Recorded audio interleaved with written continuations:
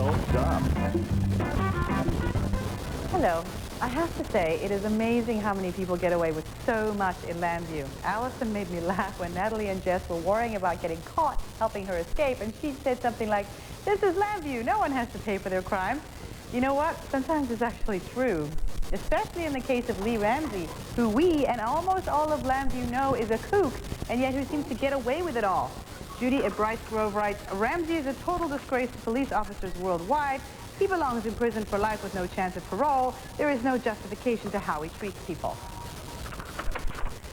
Now, while we look at a very sweet photo from an upcoming episode showing Todd bonding with Sam and Jack, Lisa says, "I just had to write to you to tell you how disappointed I am with how the aftermath of Sam's kidnapping was handled.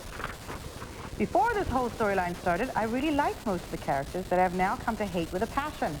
The baby stealers have shown no guilt or remorse over what they put Sam and Todd through, and it's made it hard for me to root for them.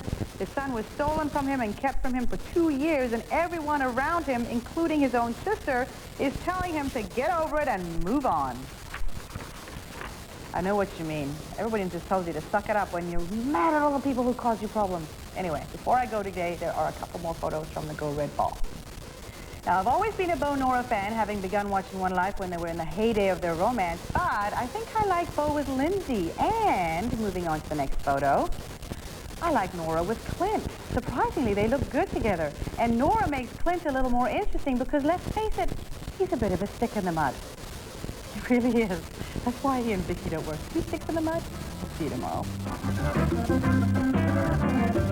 Get interactive with your favorite soap at soapsup@8channel.ca.